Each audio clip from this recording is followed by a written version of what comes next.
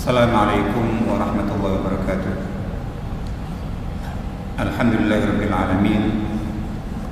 Wassalatu wassalamu ala sayyidina Muhammadin sayyidil mursalin wa ala alihi wa ashabihi ajma'in. Allahumma ya rabbana lakal hamdu wa lakal syukru kama yanbaghi li jalaalika wa sultanik. Allahumma la nuhsi thana'an 'alaika anta kama athnayta 'ala nafsik. Allahumma ati nufusana taqwaha wa zakkiha anta khairu man zakkaha anta waliyyu mawlaha. Allahumma ma amsa bina min ni'matin aw bi hadin min khalqik fa minka wahdaka la syarika lak falakal hamdu wa lakal syukr. Allahumma inna amsayna minka bi ni'mati wa afiyati wa sitr fa atimma 'alaina ni'mataka wa afiyataka wa sitraka fid dunya wal akhirah. Walhamdulillahil alamin. Para jamaah salat maghrib yang semoga senantiasa dirahmati Allah Ta'ala. Alhamdulillah kita bersyukur kepada Allah atas nikmat iman, nikmat Islam, nikmat hidayah, nikmat ketaatan, nikmat salat maghrib dan salat sunnah yang boleh saja kita tunaikan. Kita bersyukur kepada Allah atas semuanya itu. Semoga Allah Ta'ala menerima amal ibadah kita dan mengistiqomahkan kita di jalan kebenaran dan kebaikan. Amin ya rabbal alamin. Kita masih melanjutkan kajian kita tentang akidah, khususnya tentang rukun iman kepada takdir, iman yang keenam, dan kita masih membahas subtema seputar al-irada al-basyariyah, tentang kehendak manusia. Kita sudah bahas. Jadi ini konteksnya dalam rangka untuk membantah sebagian kalangan yang gagal memahami antara kehendak Allah di satu sisi dan kehendak manusia di sisi yang lainnya. Dan sudah kita sebutkan bahwa jadi karena ada yang menyatakan karena sebetulnya kehendak manusia itu juga bagian dari kehendak Allah, ada di dalam ruang lingkup kehendak Allah secara umum. Terus dikatakan ya pada hakikatnya yang ada itu hanya kehendak Allah. Terus manusia tidak punya kehendak, tidak punya kebebasan, tidak akan punya keleluasaan untuk menentukan ABC karena semuanya itu berada di ruang lingkup kehendak Allah Ta'ala. Seperti firman Allah, a'udzubillahi minasyaitonir rajim, wa ma tasyauna illa ayyasha Allah. Dan kalian tidak berkehendak baik kehendak baik atau kehendak buruk, keinginan berbuat baik atau berbuat buruk, itu kalian tidak bisa berkehendak kecuali jika Allah berkehendak. Nah, jadi konsekuensi ketika dikatakan kehendak manusia itu bagian dari kehendak Allah Ta'ala, terus kemudian dipahami kalau gitu hakikatnya tidak ada kehendak manusia itu, yang ada hanya kehendak Allah. Nah, itu sudah kita sebutkan bahwa maksudnya kita tidak bisa berkehendak apapun kecuali jika Allah berkehendak. Itu maksudnya Allah lah yang mencipta dan mengadakan serta mengkaruniakan keinginan, kehendak, kemampuan, kekuatan. Jadi dengan semuanya itulah, jadi maksudnya bahwa kehendak kita ada dalam kehendak Allah itu maksudnya Allah lah yang mencipta dan mengkaruniakan kehendak itu, kemampuan untuk kita berkehendak. Kalau bukan karena Allah yang memberikan, tidak akan mampu. Nah, ini sama saja dengan Allah lah yang menciptakan kehidupan bagi kita. Maka kita menjadi hidup. Apakah karena Allah yang memberikan kehidupan lalu berarti manusia tidak hidup? Allah lah yang menciptakan kemampuan, penglihatan, pendengaran, kemampuan untuk berbicara. Itu semuanya karunia Allah, pemberian Allah. Jadi gitu. Apakah karena itu dari Allah kemudian hakikatnya yang hidup itu hanya Allah, manusia nggak hidup? Apa begitu? Hakikatnya yang mendengar itu Allah, manusia nggak mendengar. Hakikatnya yang melihat itu Allah, manusia nggak melihat. Tidak. Manusia juga makhluk yang lainnya ya hidup, yang mendengar, yang melihat, yang merasakan, yang berpikir. Tapi semuanya itu atas karunia pemberian Allah. Itu maksudnya. Jadi gitu. Jadi disifati dengan itu. Maka begitu juga adanya kehendak, kemauan, keinginan, kemampuan untuk memilih, baik memilih berbuat baik atau memilih berbuat buruk, itu yang memberikan kemampuan memilih itu Allah. Kalau tidak Allah yang berikan, kita ketika sebelum maghrib tadi atau setidaknya saat mendengar azan langsung kita bergerak, itu kerentek keinginan untuk bergerak ke masjid, itu dari kita. Tapi yang mencipta keinginan itu Allah. Kalau nggak Allah yang menciptakan, tidak akan ada. Itu maksudnya. Tapi real bahwa manusia ada kehendak, ada kemauan, ada keinginan. Insya Allah itu yang sudah kita sebutkan. Nah, tema lanjutan kita pada malam hari ini di dalam kitab Al-Bayan fi Al-Iman, dalam bab tentang al-iradah al-basyariyah, di sini ada bahwa manusia itu adalah makhluk yang mukallaf. Mukallaf itu artinya diberi beban amanah syariat.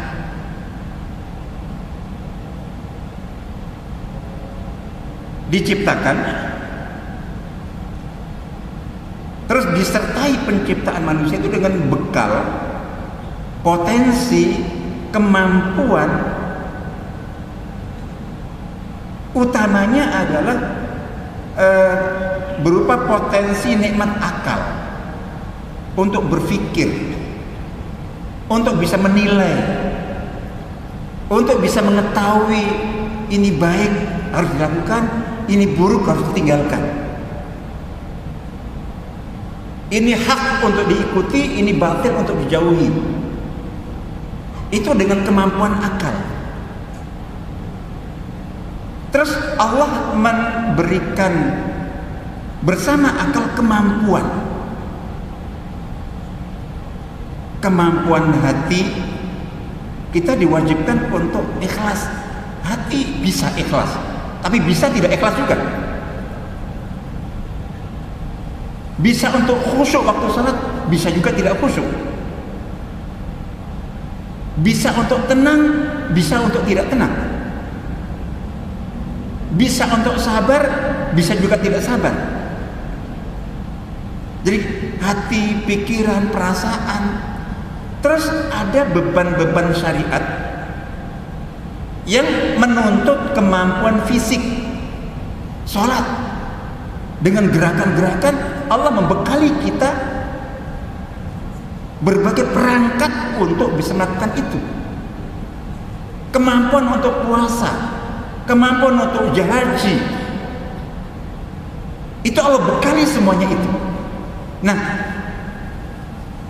dengan ini, dengan nikmat akal, terus seluruh perangkat yang dibutuhkan untuk hidup pertama, dan untuk menunaikan amanat kehidupan dan amanat beban syariat, maka atas dasar itu manusia dikatakan makhluk mukallaf.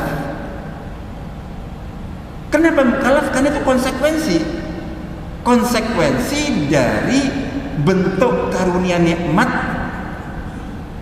potensi diri, berbagai kelengkapan yang memang memungkinkan untuk manusia itu menunaikan itu semuanya. Di mana taklif itu amanat beban syariat, ini halal, ini haram, ini benar, ini salah, ini hak, ini batil, ini baik, ini buruk, itu nggak berlaku bagi hewan, tidak berlaku bagi tumbuh-tumbuhan. Karena apa? Karena Allah tidak membekali mereka perangkat yang memungkinkan untuk mereka menunaikan itu. Hewan binatang nggak bisa berpikir, nggak bisa menentukan ini baik, ini buruk, ini hak, ini batil. Jadi gitu.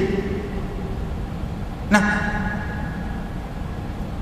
yang mendapatkan amanat, beban amanat taklif ini itu makhluk yang tadi di satu sisi diberi perangkat untuk bisa mengetahui dan menentukan pilihan antara baik buruk, benar salah, hak batil, maslahat madarat. Jadi gitu.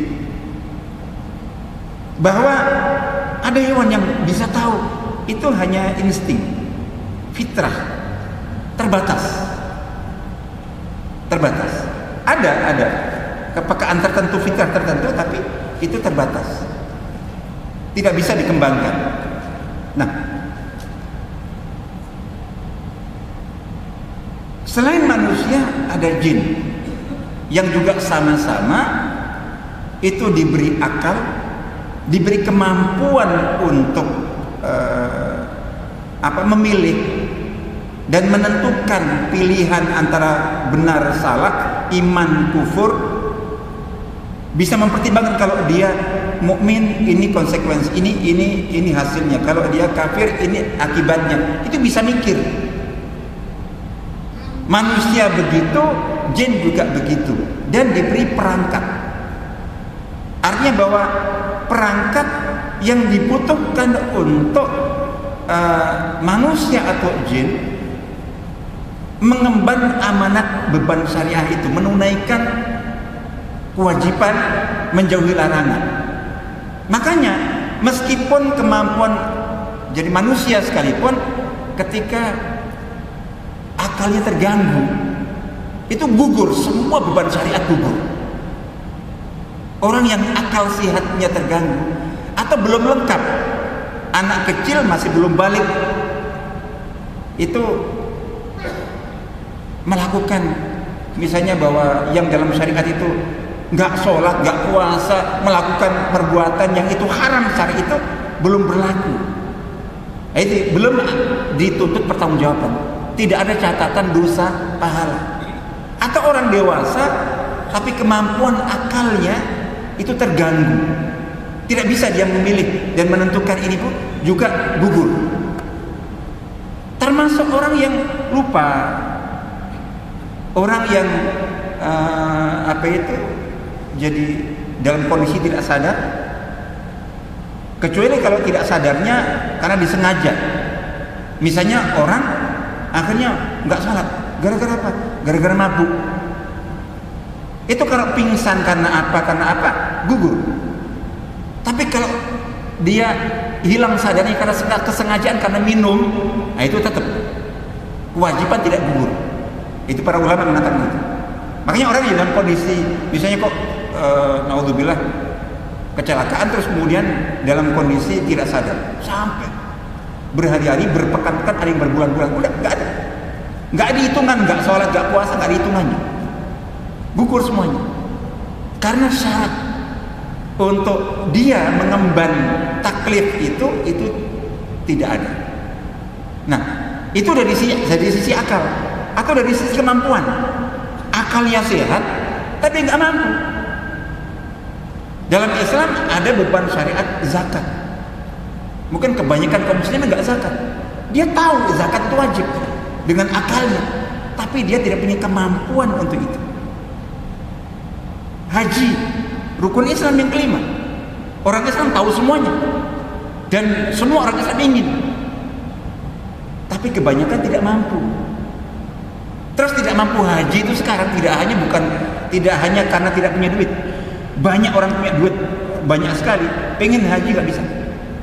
nunggu 10, 20, 30, 40, 50 tahun lagi. Jadi gitu. Jadi ada kondisi yang menghalangi dia, yang tidak memungkinkan dia untuk itu. Nah, dua ini. Nah, ini yang menjadikan, jadi itu semuanya sudah Allah bekalkan. Allah ciptakan di dalam diri manusia, yang dengan itu maka manusia ditetapkan sebagai makhluk mukallaf, pengemban beban amanat syariat yang nanti akan diminta pertanggungjawaban. Yang nanti akan diminta pertanggungjawaban. Karena itu, jadi pertama, pertanggungjawaban atas nikmat. Setiap nikmat itu akan diminta pertanggungjawaban. Apa yang sudah engkau perbuat dengan nikmat itu? Sudah engkau syukuri atau engkau kufuri? Firman Allah di akhir surat At-Takatsur, a'udzubillahi minasyaitonir rajim, "Tsumma latus'alunna yauma idzin 'anil na'im." Jadi lalu kemudian, jadi kalian pasti akan diminta pertanggungjawaban, ditanya pada hari itu, hari kiamat nanti, tentang nikmat, semua nikmat yang kau terima. Jadi nikmat apa itu nikmat? Jadi ada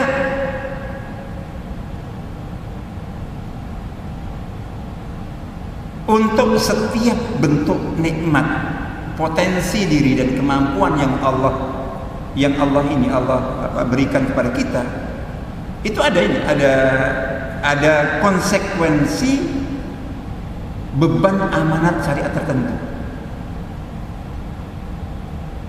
Begitu nikmat itu tidak kita fungsikan dalam rangka mengemban amanat yang terkait dengan nikmat itu, berarti kita telah kufur nikmat, dan itu nanti hisabnya besar.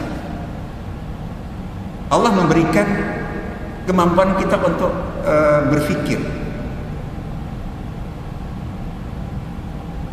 Terus kemudian dalam segala hal aktivitas yang mestinya kita bisa menentukan baik buruknya, benar salahnya dengan akal kita enggak, ikut aja. Orang-orang ke selatan ikut ke selatan, ke utara ikut ke utara, ke timur ikut ke timur, ke barat ikut ke barat. Kenapa? Itu saya ikut bapak-bapak saya, kakek nenek saya, moyang saya, pimpinan saya, dalam hal-hal yang dia bisa tahu ini nggak baik, ini nggak baik. Ini akal kamu, tidak kamu gunakan untuk berpikir banyak hal. Oke, memang kita diperintahkan mengikuti pemimpin, mentaati orang tua, tapi dalam batas. La ta'ata li makhluqin fi ma'siyatil khaliq. Tidak boleh ada ketaatan kepada siapapun di antara makhluk dalam rangka maksiat kepada Allah. Jadi gitu. Ada soalnya yang jelas-jelas maksiat tapi diikuti. Nah, itu berarti dia tidak memfungsikan nikmat akal yang diberikan kepada dia. Baik. Nah, ini yang menegaskan bahwa manusia memiliki kehendak sendiri, kemudian kemampuan untuk memilih, keleluasaan untuk menentukan pilihan dalam hidupnya. Terkait dengan nilai. Jadi ini yang ada hisabnya nanti, yang terkait dengan beban syariat, itu semua yang berhubungan dengan nilai. Nilai iman kufur, nilai hak batil, nilai benar salah, nilai taat maksiat, nilai ibadah kepada Allah atau ibadah kepada yang lainnya, nilai. Jadi kita ini bahwa yang terkait dengan nilai semuanya itu semuanya nanti akan itu menjadi beban taklif, beban amanat syariat yang harus kita emban sesuai dengan konsekuensi dari nikmat potensi yang Allah berikan kepada kita. Potensi yang Allah berikan kepada kita, dan itu nanti akan mas'ul, akan ditanya Allah Ta'ala berfirman di dalam surat Al-Isra ayat berapa 36 berarti salah. A'udzubillahi minasyaitonir rajim. Innas sam'a wal basara wal fuada kullu ulaika kana anhu mas'ula. Sesungguhnya pendengaran dan apapun yang kita dengar, penglihatan apapun yang kita lihat, hati dan pikiran dan apapun yang kita pikirkan dan kita rasakan, semuanya itu akan diminta pertanggungjawabannya. Dan dimulai dari pendengaran ini kamu pakai nggak untuk mendengar. Jadi misalnya ada orang yang karena saking inginnya menjaga pendengaran itu disumpel terus sepanjang 24 jam, itu kufur nikmat. Berarti saat ada yang tidak baik kita tutup, tapi kan kita bisa milih yang baik. Jadi tidak memfungsikan pendengaran untuk mendengar. Ada orang yang karena banyak maksiat terus nutup matanya terus, nggak ngelihat, itu kufur nikmat. Loh, ini mata dikaruniakan untuk kita melihat. Nah, akal kita memilih mana yang kita lihat. Orang misalnya karena takut salah ngomong terus bisu sepanjang hari, sepanjang tahun, itu dosa besar. Kufur nikmat lisan. Dasar. Dan begitu seterusnya. Kita diberi karunia kaki, nggak pernah dipakai untuk jalan. Jadi gitu. Iya, kalau jalannya menuju maksiat nggak boleh. Tapi kita gerakkan. Meskipun untuk olahraga, untuk ini itu. Makanya mungkin memang sunnahnya itu ke masjid itu jalan kaki. Meskipun kecuali kalau kita hitung terlambat. Ya. Karena saya ingin seperti itu, tapi lebih sering tidak bisa. Karena apa? Ini kalau ngikuti dari rumah jalan ke masjid itu ketinggalan. Di tengah jalan sudah komat. Padahal kita ingin dapat takbiratul ihram pertama. Insya Allah gitu. Nah, dari sini maka kemudian intinya ada beban amanat taklif, beban syariat yang itu sesuai, dan itu sebetulnya hanya konsekuensi dari nikmat. Utamanya nikmat akal, pikiran, dan nikmat perangkat diri, potensi diri. Jadi kita sholat perlu gerak, angkat tangan, ini begitu. Naudzubillah, misalnya kita seseorang diuji tidak bisa angkat tangannya untuk Allahu Akbar, ya udah gugur langsung.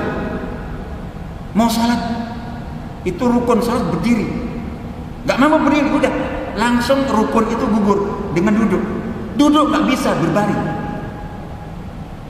Jadi gerak apapun nggak bisa kayak gitu. Jadi beban syariat itu sesuai dengan perangkat potensi diri yang Allah berikan kepada dia, dan juga kesempatan. Jadi itu seperti itu. Sehingga ketika syarat itu tidak terpenuhi, otomatis gugur. Jadi beban syariat. Nah, beban syariat itu nanti diikuti dengan adanya hisab, adanya tadi kullu ulaika kana mas'ula, semuanya akan diminta pertanggungjawaban. Akan ada pertanggungjawabannya, apakah nikmat-nikmat potensi kemampuan yang Allah berikan kepada kita itu sudah kita syukuri, lalu dalam bentuk menunaikan, mengemban amanat beban syariat sesuai dengan kemampuan diri yang Allah berikan itu, ataukah tidak. Jadi itu. Di sini disebutkan bahwa wallahu subhanahu lam yakhluqil insana abatsa. Kita semuanya tahu, berbeda dengan makhluk Allah yang lainnya, khususnya hewan, tumbuh-tumbuhan, dan juga benda-benda mati, batu, gunung, dan segala macam itu. Allah tidak menciptakan manusia sia-sia, walam yatrukuhu hamala, dan tidak juga membiarkannya tanpa makna.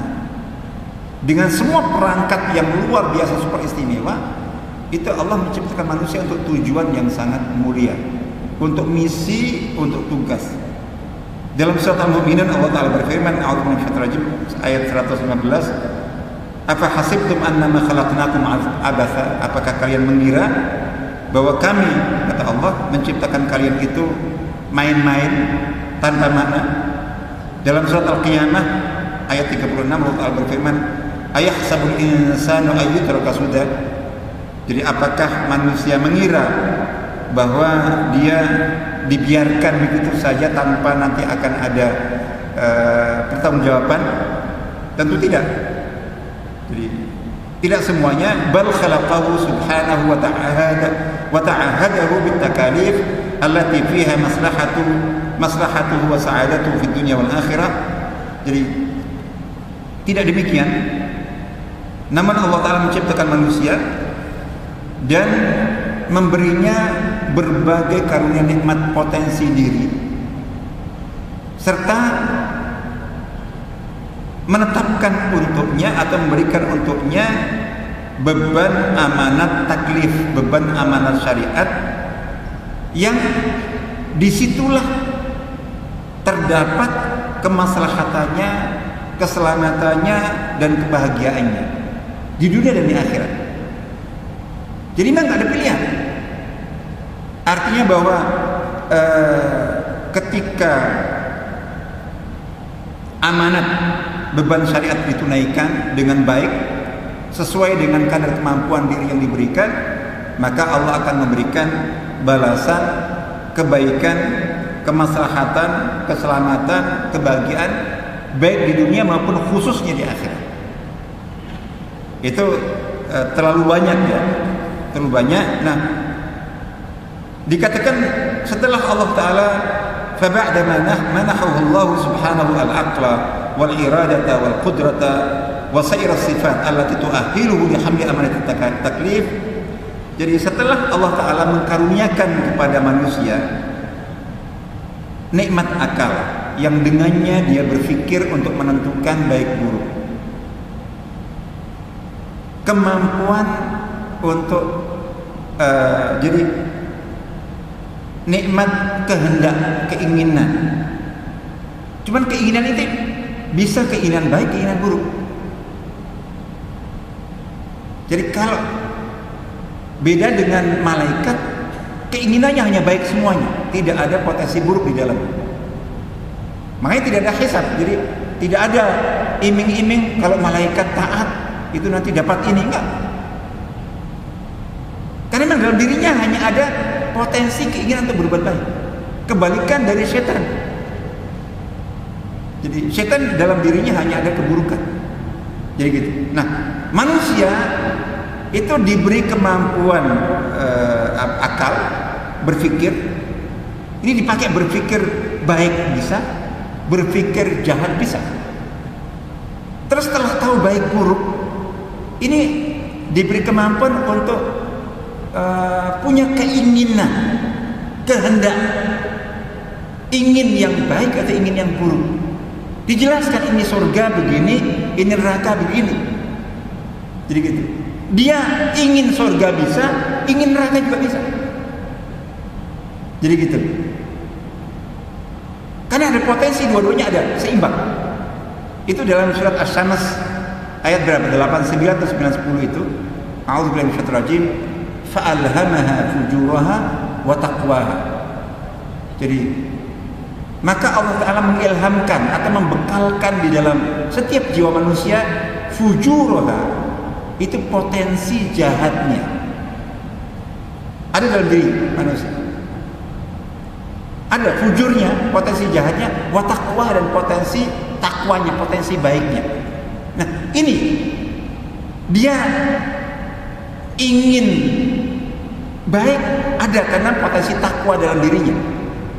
Ingin buruk juga ada potensi fujur dalam dirinya. Nah, di sini ujian manusia, dia dengan akal bisa mengetahui jalan benar dan salah, jalan baik dan buruk, jalan ke surga dan neraka, begitu. Ini hak, ini batil. Terus kemudian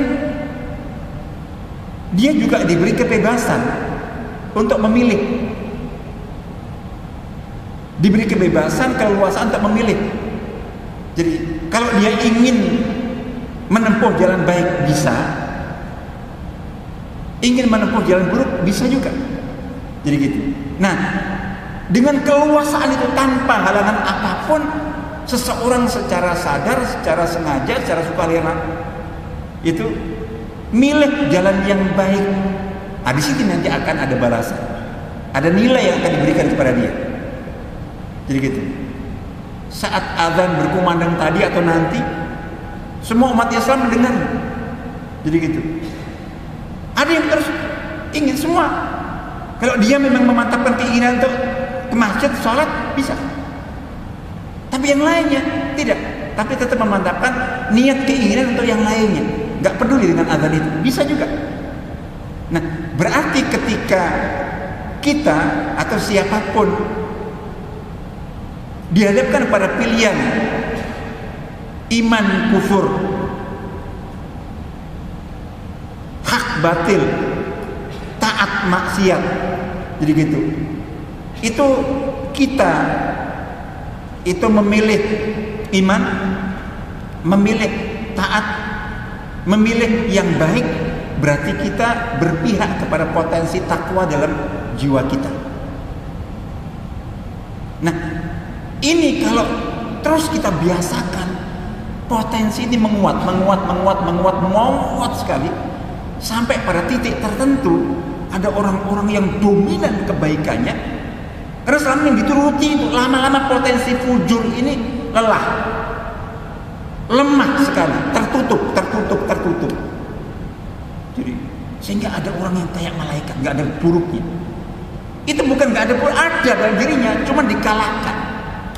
Pilihan dia. Sebaliknya ada orang yang wallahu alam karena didikan, karena kebiasaan, karena lingkungan terbiasa ngikuti yang buruk. Jadi jalan kufur atau jalan maksiat. Terus. Nah, kemaksiatan itu meninggalkan bintik hitam di hati. Satu kemaksiatan bisa bintik hitam, dua kemaksiatan dua bintik, terus lama-lama ini berkarat. Ibarat kaca atau cermin itu kalau terkena kotoran yang nempel langsung diusap dengan tobat. Ini kalau dalam konteks dosa, ngusapnya dengan tobat istighfar langsung hilang, cerah lagi. Ada maksiat lagi, dosa lagi, kita hapus dengan itu.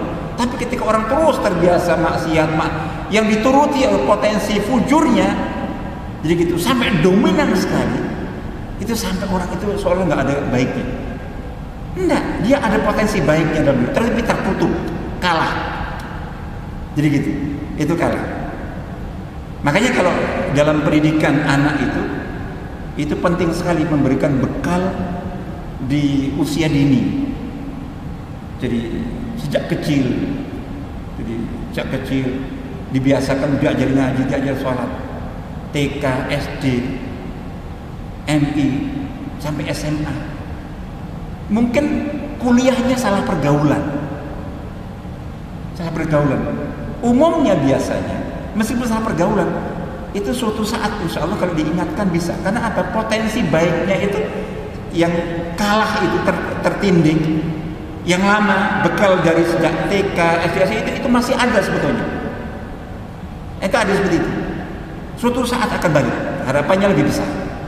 Jadi insya Allah gitu. Nah, dari sini maka kemudian ayat-ayat hadis-hadis yang menegaskan tentang itu. Nah, karena tadi kita sebutkan, jadi Allah Ta'ala itu lanjutan dari memberikan beban amanat, taklif, beban syariat, halal haram, baik buruk, iman kufur, taat maksiat, jadi gitu. Nah, itu kemudian ada konsekuensi, ada yang namanya hisab, ada yang namanya pertanggungjawaban, jadi gitu. Dan kemudian ada pertanggungjawaban, jadi ada dengan nikmat potensi diri berupa akal pikiran dan berbagai bentuk kemampuan untuk manusia mengemban amanat dari Allah Ta'ala. Itu konsekuensinya berikutnya ada 3. konsekuensinya berat. Ada 3. Jadi yang pertama adalah sebagai bentuk syukur atas nikmat itu, dia diberi bekal beban syariat sebagai ujian untuk menentukan orang ini baik atau buruk. Jadi gitu. Beban syariat itu sesuai dengan kemampuan yang dimiliki. Yang kedua, akan ada tuntutan pertanggungjawaban, ada hisab, ada perhitungan. Apakah nikmat yang aku berikan kepada sudah kau syukuri, dan apakah engkau telah mengemban beban amanat syariat selama di dunia sesuai dengan potensi kemampuan diri yang aku korek kepadamu. Itu ada hitungannya, nanti timbangannya semuanya. Hasil dari hisab itu nanti akan ada jaza, balasan baik atas kebaikan, balasan buruk atas keburukan. فَمَنْ يَعْمَلْ مِثْقَالَ ذَرَّةٍ خَيْرًا يَرَهُ وَمَنْ يَعْمَلْ مِثْقَالَ ذَرَّةٍ شَرًّا يَرَهُ. Yang beriman, yang taat, yang ibadah akan dapat nanti, khususnya di akhirat. Di dunia juga ada, tapi khususnya di akhirat nanti. Karena hakikat balasan yang inti itu di sana. Di dunia ada, tapi itu hanya sebagian. Jadi itu hanya semacam DP gitu aja. Itu. Nah, ini yang mungkin dalam konteks ini kita penting untuk kita pikirkan. Jadi ini masya Allah. Jadi semangatnya semangat syukur ya. Jadi kita menunaikan yang disebut taklif, beban amanat itu yang terbaik dengan pendekatan semangat syukur. Jadi semangat syukur itu. Kalau kok berat ya? Loh, Allah kalau memang kamu nggak mampu, nggak dituntut. Mengapa kamu diberi beban itu? Karena kamu mampu, ada kemampuan, dan itu sudah Allah berikan pada.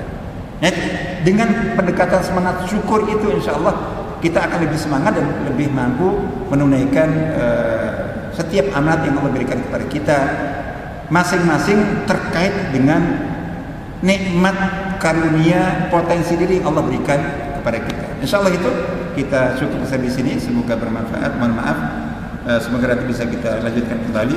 Subhana rabbika rabbil izzati amma yasifun wa salamun alal mursalin walhamdulillahi rabbil alamin. Wassalamualaikum warahmatullahi wabarakatuh.